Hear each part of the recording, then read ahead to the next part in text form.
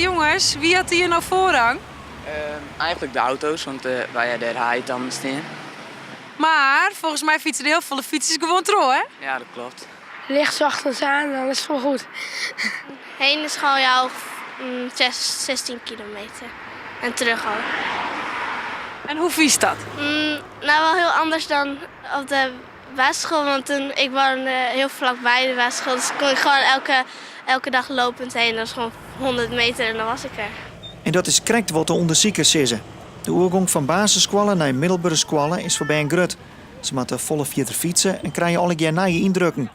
De Stichting Wetenschappelijk Onderzoek Verkeersveiligheid zei dat het verkeersonderwijs op de basisscholen onder de maat is.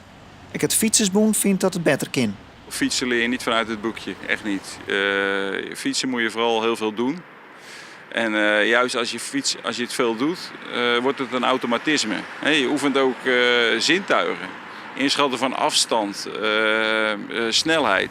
Dat moet eigenlijk allemaal automatisme zijn, waardoor je als je op de middelbare school zit en verder moet fietsen, die tijd overhoudt om op het verkeer te letten. Ik vind dat ze meer door de steden moeten fietsen, zeg maar, dat ze meer de verkeersregels kennen. Soms dan kerst wel even bijvoorbeeld de Drachtentag in om even met de klas erin te gaan en even zien hoe het er eigenlijk uitziet in zo'n drukke stad. Nou, ik zou het echt eigenlijk wel goed vinden. Want dan leer je het ook meer.